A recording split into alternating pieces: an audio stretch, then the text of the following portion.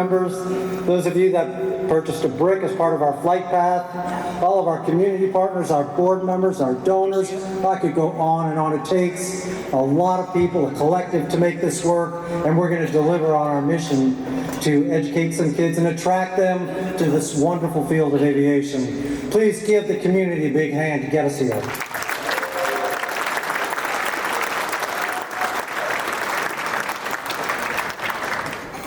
Well, look, it has been a big journey, as I said, to get here. And it's been 5 years since we were last able to serve the community. And that's what we're about, is serving the community. And again, we're ready to engage. Clearly, we are ready to engage people and invite people to this wonderful experience. During this journey that included a campaign to fund and build this museum, we crafted some very thoughtful messages, and we were very intentional about these messages. These weren't just messages that we were saying. These were words that we wanted to help define ourselves. Words that were part of our DNA. Phrases that really defined what we wanted to do, who we wanted to be, and who we wanted to serve. Things like being a reimagined museum, a new type of cultural institution that could be essential to this community, and becoming a major contributor to the educational infrastructure of this community and the state. Also telling an array of stories that are about human ingenuity that have shaped our lives, our culture, and our economy. Also to be a convener, to pull people together around a shared vision, and to be a portal of opportunity, leveraging this amazing thing we call the wonder of flight, and to inspire the next generation of innovators.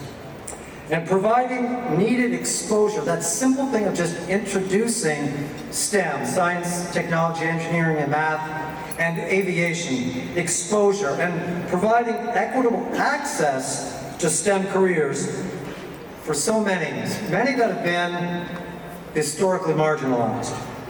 And to do our part in all of that to address the challenges here in Charlotte and the region around economic mobility and economic dignity through career pathways. These are just a few of the stakes in the ground that we told ourselves, that we defined ourselves as part of our DNA, as I said earlier, but we went out and we shared that, and we got a lot of people to get around this museum, get around that mission, and support that, and to do something meaningful here in Charlotte. But now it's time for us to fulfill those bold promises, to deliver and to make good on those messages, to execute. The Sullenberger Aviation Museum is and will be an organization built on character. If we say we're going to do something, we're going to do it. We're going to fulfill those promises and affect the community and affect lives and be transformation. Those are stakes in the ground, as I said, and we intend to make a difference. We're prepared to do that now, as you can see, as we welcome you here to be part of that celebration. To get to this point and to make that difference requires significant buy-in, the collaborative effort of so many, as I said when I started.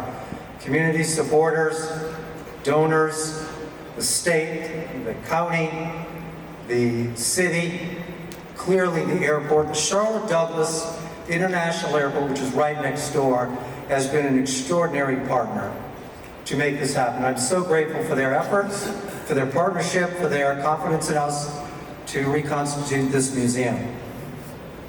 But it also takes you, our charter members, our brick purchasers, part of our flight path, our volunteers, our many community partners, our board of directors. I believe my board chair, Tim Miller, is in the audience. Tim, would you please stand up? If you're not already standing, clearly. Where's Tim? Tim. Tim Miller.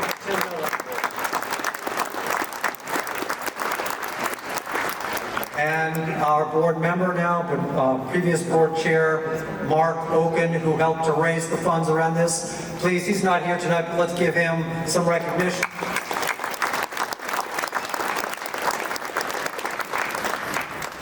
Well, the opening of the Sullenberger Aviation Museum marks a new era, and I'm proud tonight to be part of the celebration, to have a panel that includes some very special people. First of all, I'd like to call to the stage one of our board members and passenger on the flight, seat 8E, Brian Siegel.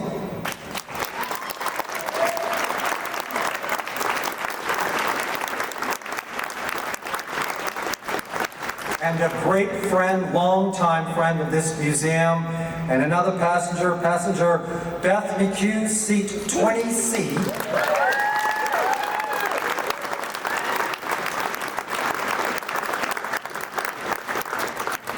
And the man that needs no real introduction from me, but Captain Sullenberger, please join us.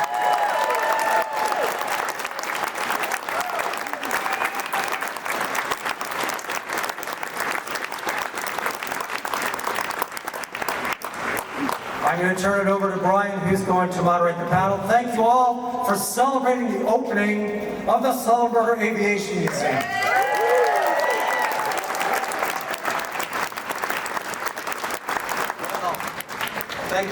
Thank you, Stephen. Good evening. Glad everybody could be here with us tonight. As Stephen said, my name is Brian Siegel. I'm on the board of the museum since 2016, and I was a passenger on US Air Flight 1549. To my left, Captain Sully. Yeah. Great to see you as always. So for those in the room that may not know, Sully has been dedicated to the pursuit of safety his entire adult life. Born in Denison, Texas, Captain Sullenberger pursued his childhood love of aviation, learning to fly at 16. He is a graduate of the United States Air Force Academy. Served as a fighter pilot in the United States Air Force, and after which he was an airline pilot for 30 years, as well as an instructor, and maybe one of your most exciting things, an accident investigator. Twice. He was nominated by President Biden to serve as the U.S. Ambassador and representative to the International Civil Aviation Organization, and continues to speak to audiences worldwide on how to achieve the highest levels of performance, reliability, and continuous learning through effective leadership and culture. Of course, Captain Sullenberger became internationally known on January 15, 2009, when he and his crew safely guided US Air Flight 1549 to an emergency water landing in the Hudson River during what has been called the Miracle on the Hudson.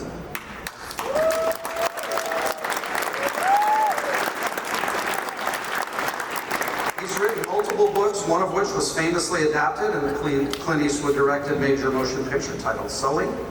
And we are honored that he and his wife Lori agreed to have their name adorn the new Sullenberger Aviation Museum. Lori. As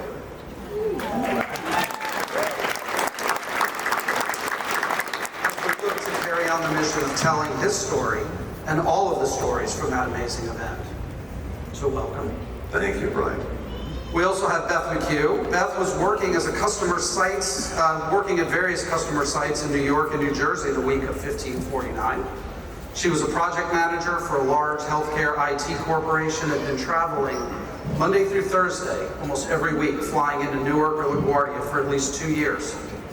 She'd probably flown on Flight 1549 more than 60 or 70 times before that Thursday afternoon. More than I had.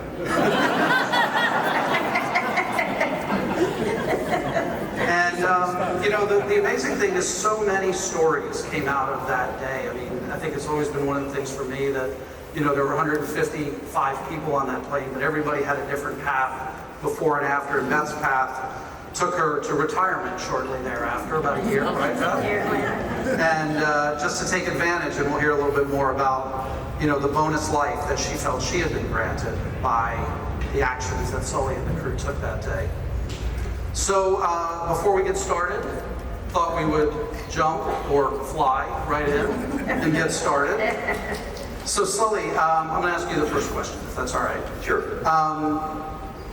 I've heard you talk a lot over the years about the importance of preparation and performance.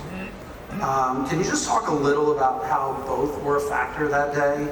And maybe some examples from your lifelong interest in aviation that helped you do what you did that day. You know, I am so fortunate that, like friends of mine and like our two now adult daughters, I've known since I was 5 years old what I wanted to do in my life, and I was so fortunate actually to be able to do that for an entire working lifetime. And I think having that knowledge so early on motivated me, and it gave me the willingness to work hard to become expert at it. And it's a lot of fun to be particularly good at something that's difficult to do well. And I think from that, one can derive a professional satisfaction, and from that satisfaction, one can find purpose from one's life, and from that purpose, I think we can derive meaning. And so I feel like this was a wonderful, lifelong gift, and I got to do something every day that many can't or don't want to do. And I thought that was just very special. Yeah. And I'm so glad that our daughters have families like that. I think that's important, not just for the individual, but for society, to find people who are striving for excellence and want to realize that we're all citizens and have to help each other. Well, we're glad that you prepared that day, certainly. And you were ready to go. As ready as one can be with something so surprising. That's right. Beth, as passengers, and really quickly, I do want to take a minute. We've got a number of other passengers here tonight. I don't know if you guys can stand up really quickly just to be acknowledged.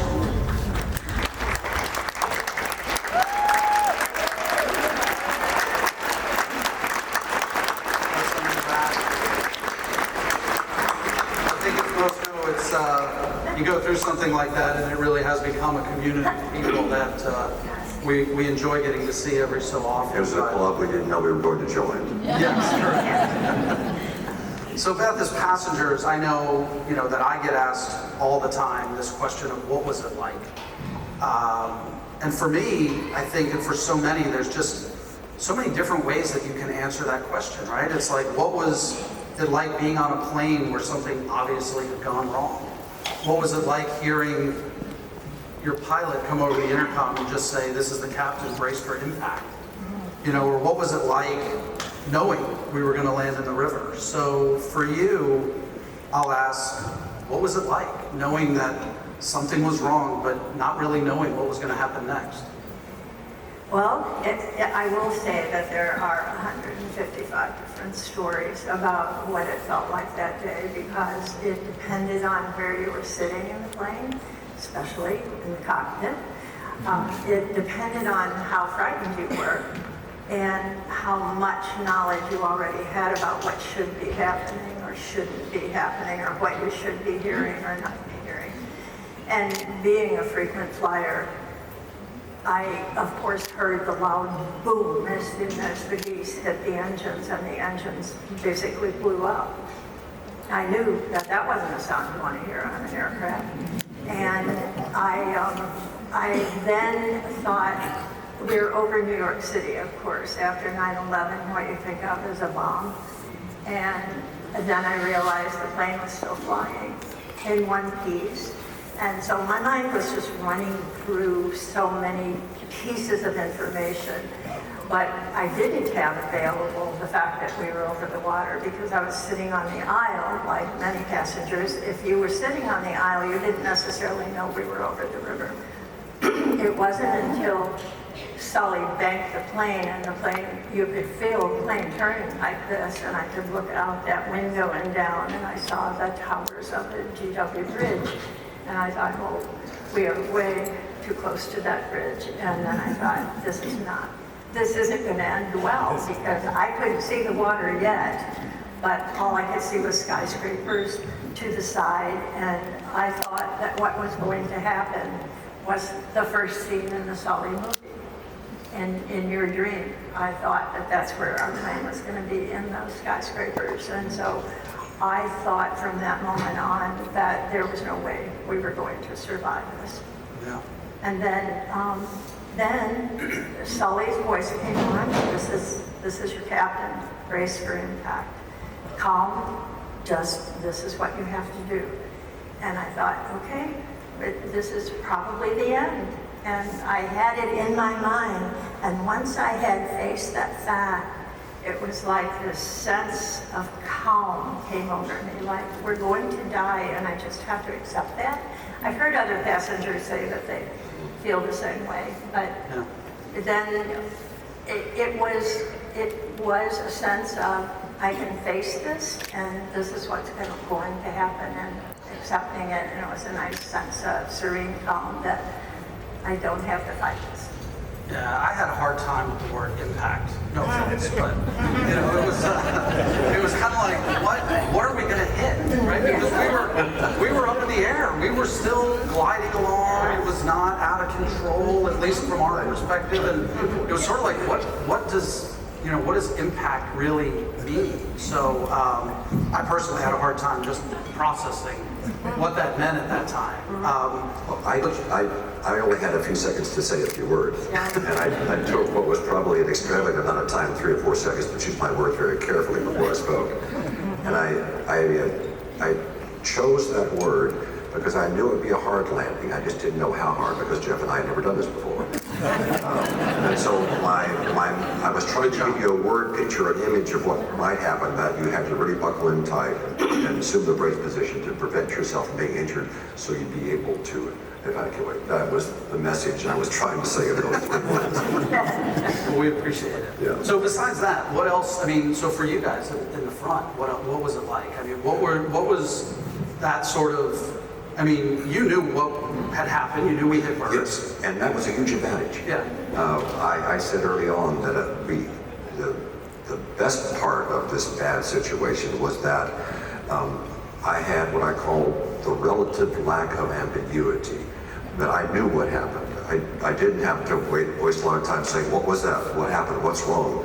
I saw the birds just before I hit them, but not enough time to avoid them.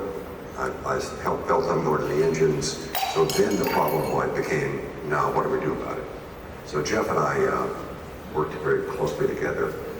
When we first heard the cockpit voice recording months later at the NTSB headquarters, and heard what we had actually said and heard how fast it actually happened, Jeff and I were very happy with what we were able to do. We sounded busy. We didn't sound confused or overwhelmed. Sure. And just going through everything that you need to go to until we landed in the water, and you and Jeff sort of looked at each other and said, well, we both thought this was going to be pretty bad. And I remember vividly right before landing, I felt the same things and thought the same things that years before I had thought when I crashed my mountain bike and ended up breaking my pelvis. And I thought, this is going to be bad. This is going to hurt.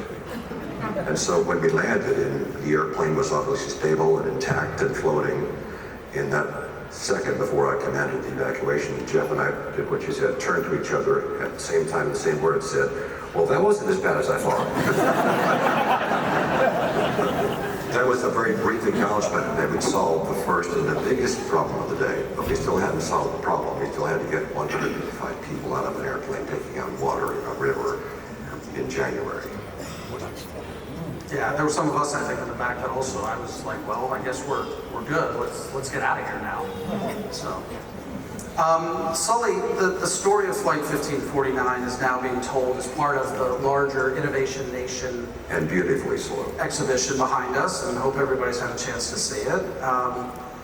But the reason why it's part of Innovation Nation might not be so obvious to everybody, especially being kind of a historic event, and you don't think about innovation, but there were so many innovations in aviation that went into ensuring that we had a successful outcome. Yes. And there's been so many innovations that have taken place since as a result of this. So I don't know if you can just share a few of those, or as somebody as involved in safety as you are, if you can just talk about some of those innovations. And Jeff Strauss and I have been very active beginning right after the tragic crash in Buffalo. It's called the Air 3407. less than a month after our flight that claimed 50 lives. And we worked on Capitol Hill, and we've reminded everyone how important safety is, that we can't take it for granted. And just because we have made safety ultra safe, aviation ultra safe, doesn't mean that we can stop improving. And as we learn, we have an obligation to improve. And we have done so. And we've done so in a good way, in not just improving technology, but improving human performance. And that was such a huge component of what we had to face that day, to do something we'd never done before, get it right the first time, and be able to communicate well at a time when we didn't have time to talk about every issue.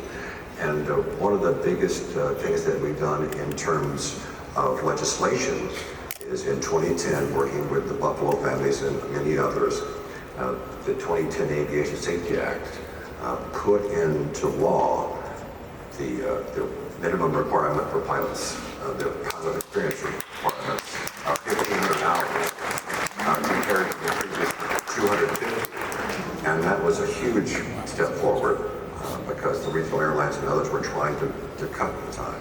So that was a huge win.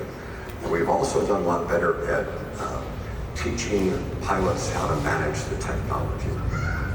And as good as technology is, it can only do what's been foreseen and for which it's been programmed. On the other hand, it's humans who can be resilient and do something they've never done before and get it right in less than 3.5 minutes. And so it's teaching those kinds of resilience lessons to all our pilots and arming them with the knowledge, skill, experience, and judgment they must have to face the challenges that we know they will eventually face. Yeah. And how about the aircraft itself? I mean, just thinking about, Right. there's so many stories lately about aircraft and, Right. construction and design. And I mean, just the aircraft and what it was designed to do and what you were able to do with it. And the airplanes have become so reliable. We're doing better at proactively identifying and fixing risks that we discover. So we have gotten way past the time when we can define safety as the absence of accidents. And now we're trying to get to the point where we don't even have incidents, or very few. And we can build our airplanes and build the entire ecosystem that aviation must have to keep everyone safe on every flight, every day, every week, every month, every year for decades. That's great. That's great.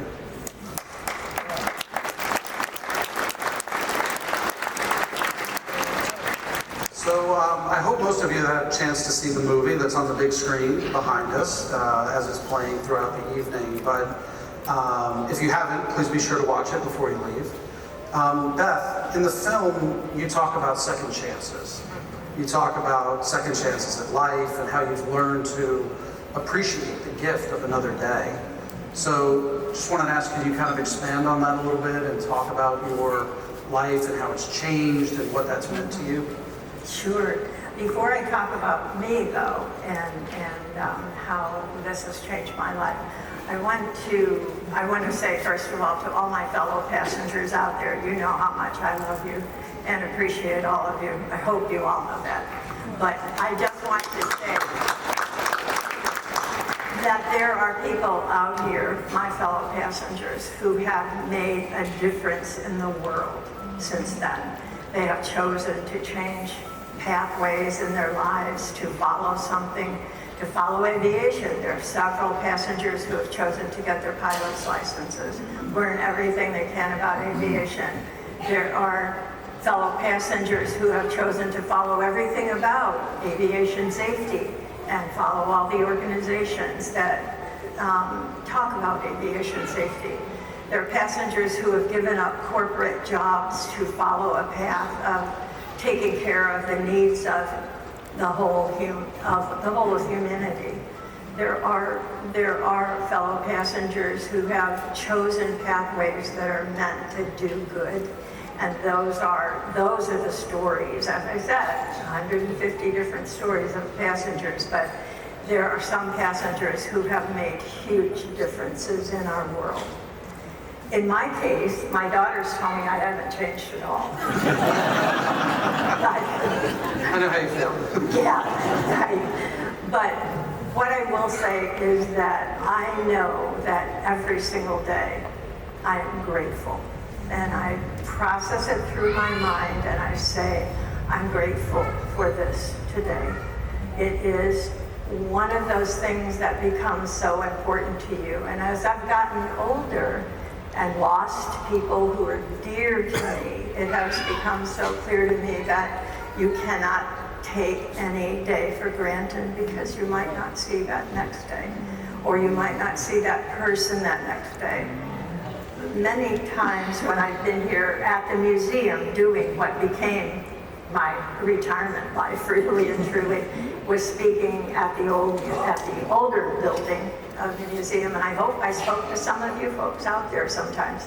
But I love to do with fellow passengers, the Passenger Saturdays, talking to groups of people for hours and hours, or addressing the school groups, like these young people who are, this whole group that was sitting here before, my favorite age group, like the 9 to 12-year-olds who are fascinated with everything and ask the absolute best questions in the world. I love to speak to them.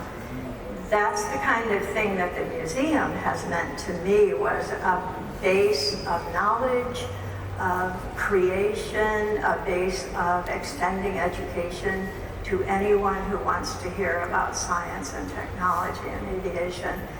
That has become one of my big goals. And I have loved my time with the museum here. And when I walked in here last night, I can't even tell you how thrilled I was to see what has been done with what was available to take care of this. It's just fabulous. And I will continue to do that too. I love telling the story. The story has, the biggest thing to me is that the story has impact.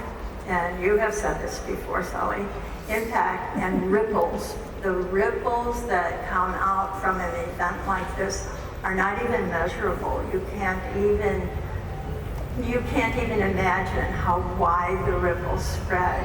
Lori was talking about something last night about the impact of just meeting somebody casually in a car repair place and finding out what an impact the two of you had on her without ever meeting her.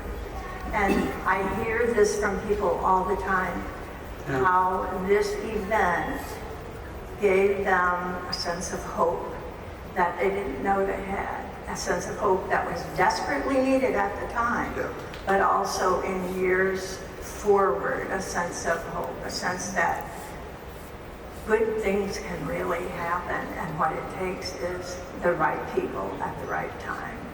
And we had 5 of the right people at the right time. Yes, we did. In charge of that airplane that day. And thank God that we did. Absolutely.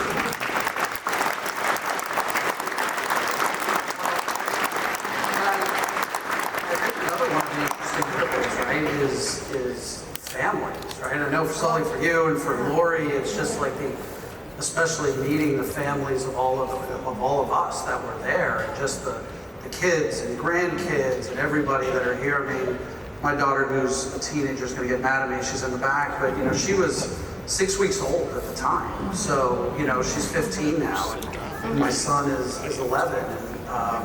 And just that opportunity that we get to see them, and we get to be part of their lives. And there's so many of those stories of people that have had grandchildren, and I don't even know if we have any great-grandchildren in the group. Oh, I'm sure we do. There's got to be somebody. Yeah, there's got to be somebody. Maybe play for us, please. Understanding. So, that's just, again, just those ripples continue to fan out. And that's what I mean when I say that in the video about the extra day, the extra life. I have a grandchild I never would have seen. And now she's 14 years, going to be 14 years old, and I would have missed her. And that to me is the saddest thing ever, that you might have missed. And that's what I meant by what my life didn't pass before me. It was the life that I wasn't going to get to have. And that was true for so many people. Your child was a tiny baby. And if you hadn't been able to see that child grow up, that's the impact. Absolutely. So Sully, your wife Lori, who, as you recognize, is here with us tonight, and for those of this seeing the display, is the keeper of the letters. She's been the one to receive, catalog, manage all of the correspondence that's come in to you over these last 15 years. So what does it mean to you both to now have the museum kind of take on that responsibility and manage the story going forward and be here as a resource and a way to share what happened that day? It's wonderful, and let me tell you just the magnitude of it, if you may not have heard. In the first few months after this flight, we received someone telling us of 50,000 communications from around the globe, by mail, by postcard, by text. I'm not sure how they got our emails or text. People thanking us and telling us about this. And Lori was the one, I was still at work flying and doing things, and she would be the one to get the letters. And then we would sit around, when I come home, the four of us, our two daughters in the morning, we would take turns reading the letters to each other. One letter we got early on was from a woman in Sacramento, and she said, in the last 6 months, I lost my job, I lost my house, I lost my father to cancer, and quite frankly, I had lost my faith. You, sir, gave it back. And we just got thousands of them. And so yes, Lori was the one who read them all and curated them and kept them. And we're both very glad now that we can hand off the letters to the museum, where they can be curated and cataloged and displayed, or however they decide to do it, because they are a treasure. And that was one of the first indications of how very different and very special this thing was that affected so many people. Yeah. And Lori, maybe a little sigh of relief too now? A little break? A little. Well, again, we're thrilled, especially here at the museum, and I know the Charlotte community, just to have your name be on the museum and be a part of this going forward. So it's really, really amazing. We've got a little bit of time. I know there's a lot of folks here, and we probably have a ton of questions, but we do have a microphone over here with Robert, and maybe just some of the folks in the front. I don't know if we have any young people, some of the young folks that maybe want to ask a question, maybe jump up brave in front of this audience, but if there's anybody that has a question, we've got one right here, Robert. Maybe we can start, or wait, let's start right here. Let's start with these guys. Perfect. I love it. How did you bring up the confidence to land the plane? Oh, great question. Wow. Because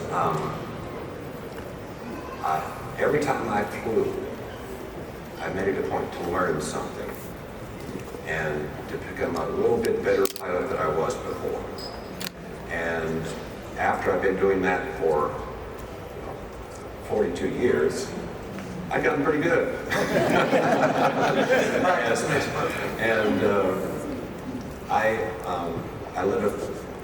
I've always been naturally intellectually curious, and so I try to learn as much as I can about things that interest me, things I think are important, to become expert at them, because it pleased me, it satisfied me. And so I took what I knew and I adapted it to apply it to a novel situation I'd never seen before, and then was able, working with my crew, to do something that worked. And that's basically what we did. We solved the problems one at a time until we solved either them all or enough, as many as we could, enough for us to survive. Great question. That's a great question.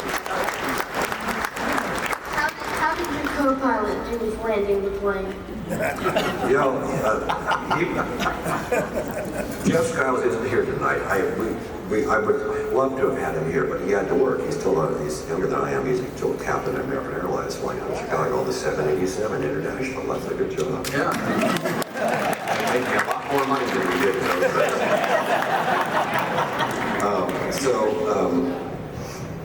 he and I have talked about that, and he's the funny one in the crew. And he said to me one time, you know,